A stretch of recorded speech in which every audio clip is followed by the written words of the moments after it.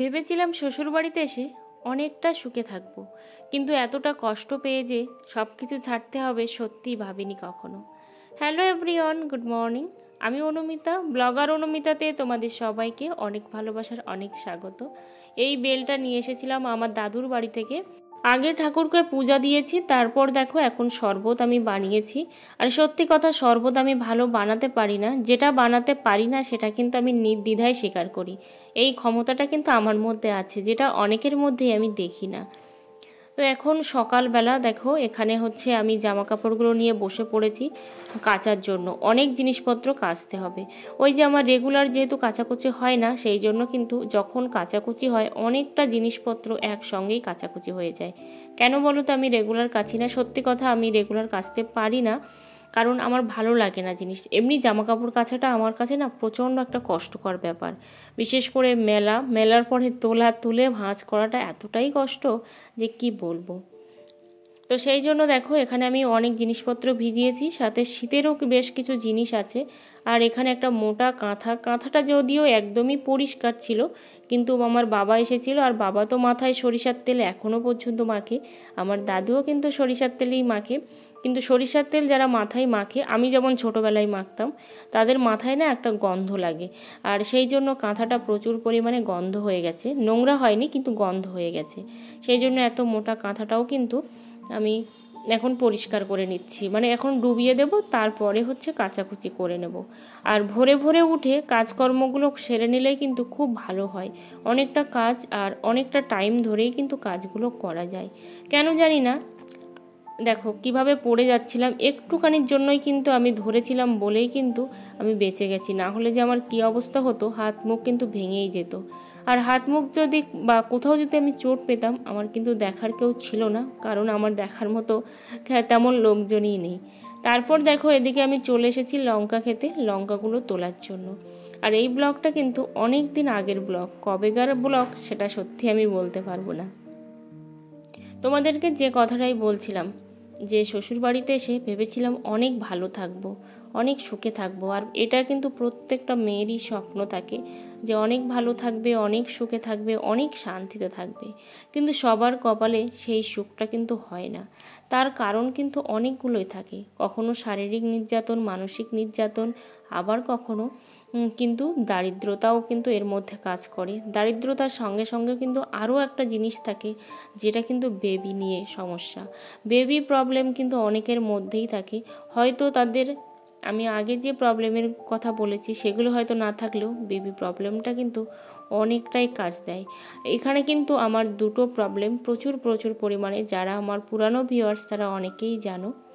তো এখন দেখো ওদিকে পাস্তাটা বানিয়ে সবাইকে খেতে দিয়ে দিয়েছি, তারপর এদিকে চলে আসলাম গাছের জল দিতে। এখন ওই 6:30টার কাছাকাছি এরকমই বাজে।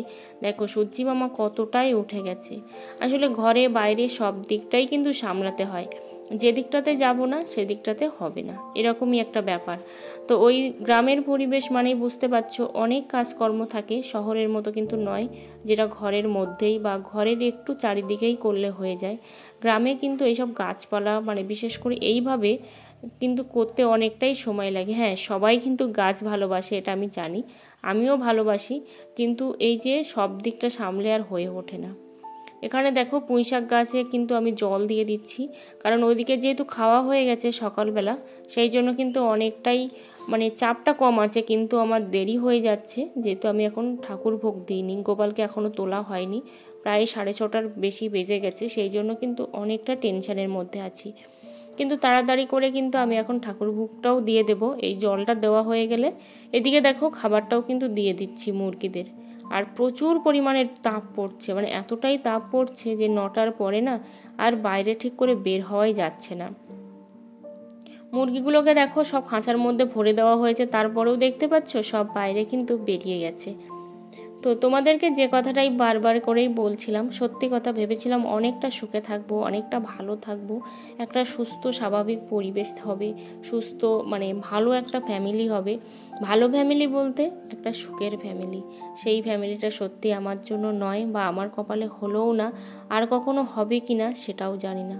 দারিদ্রতা যেমনভাবে গ্রাস করেছে, সাথে সাথে হচ্ছে বাচ্চার যে সমস্যাটা সেটাও কিন্তু গ্রাস করে বসে আছে।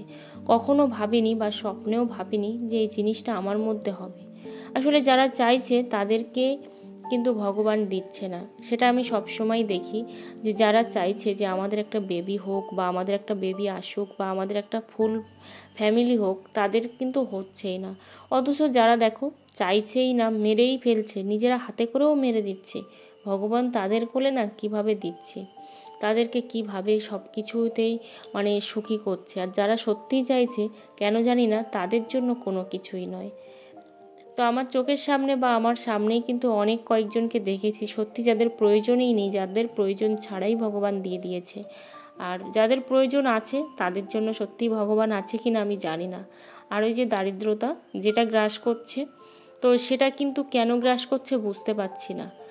যতই ভাবছি যে না কোনো কিছুই হবে না বা সব কিছু সামলে উঠব, ততই যেন কোনো না কোনো দিক থেকে না দারিদ্রতা এসে ঠিক জুটছে। তো এর কারণ কি আমি সত্যিই বুঝতে পারছি না, কোন দিকে অসুবিধা আছে সেটাও আমি বুঝতে পারছি না। তো এর দিকে দেখো আবারও কিন্তু বেশ কিছুটা জিনিসপত্র ধুতে চলে আসলাম। কিছুটা আমি মেরে দিয়ে এসেছি আর কিছুটা হচ্ছে এখানে আমি পরিষ্কার করে নেব, কারণ এইগুলো অনেক মোটা মোটা। এবার এইগুলো পরিষ্কার করার পরে তারপর কিন্তু স্নানটা আমি সেরে নেব। আর অনেক দিন পর আমি ব্লগটা করছি, কারণ হচ্ছে ভাবলাম যে ফাঁকি আমি কিন্তু চ্যানেলকে দিচ্ছি না, ফাঁকি আমি নিজেই পড়ছি। আর এটা সবার জন্য, জানো তো, যে আমরা যদি ভাবি যে আমরা ওকে ফাঁকি দিচ্ছি, ওকে তাকে ফাঁকি দিচ্ছি, এটা কিন্তু একেবারেই নয়। আমরা ফাঁকি কিন্তু নিজেদেরকেই দিই। কেন বলো তো? আমি দেখেছি আমার সঙ্গে যারা চ্যানেল ওপেন করেছে তারা কিন্তু অনেকটা ভালো জায়গায় পৌঁছে গেছে, কিংবা অনেক ভালো গ্রো করে গেছে। অথচ আমার এই চ্যানেলটায় কিন্তু প্রচুর একটা গ্রোথ ছিল প্রথম দিকে, প্রচুর প্রচুর কিন্তু মানুষের ভালোবাসা পেয়েছি, যেটা সত্যি আমার ভাবনার বাইরে ছিল, কল্পনারও বাইরে ছিল, পেয়েছি। কিন্তু তারপরে আস্তে আস্তে না কেমন হয়ে গেছি, ভিডিও দিতে ইচ্ছা করে না, ভিডিও বানাতে ইচ্ছা করে না। তো এইরকমভাবে ভাবতে ভাবতে চলতে চলতে আজকে কিন্তু আমার চ্যানেলটার অবস্থা এরকম। তো সেই জন্যই ভাবলাম যে না, ফাঁকি তো সবাইকেই দেওয়া যায়, কিন্তু নিজেকে ফাঁকি যে পড়ে যাচ্ছে মানুষ, বা আমি নিজেই যে ফাঁকি পড়ে যাচ্ছি, এটা কে বুঝবে? এটা যখনই আমরা বুঝতে পারবো তখনই না ওই যে ফাঁকি দেওয়া কাজটা না বন্ধ হয়ে যাবে। তো দেখো এখন না এত ভারী এই কাঁথাটা যে আমি ঠিক করে কিন্তু চাপতেই পাচ্ছি না। আর আমার হাজব্যান্ড বলছিল যে রেখেই দিতে পারতে, আমি করে দিতাম। কিন্তু সত্যি কথা, কখন করবে না করবে সেই আশায় কিন্তু বসে আমি থাকতে পারি না। আর যেহেতু আমি স্নান করব, ঠাকুর পূজাটা দেব, সেই জন্যই কিন্তু তাড়াতাড়ি করে এখানে আমি কিন্তু সব পরিষ্কার করে নিয়ে এখন হচ্ছে একটা সাইড হয়ে যাব। তো তোমরা যারা ভিডিও বানাচ্ছ ইউটিউবে, অবশ্যই ভালোভাবে আর মন দিয়ে কান দিয়ে ভিডিও বানাও। মন কান কথাটা কিন্তু ছোট থেকেই শুনেছি যে মন কান দিয়ে ভিডিও করা বা মন কান দিয়ে পড়াশুনো করা বা যে কোনো কাজ মন কান দিয়েই করতে হয়।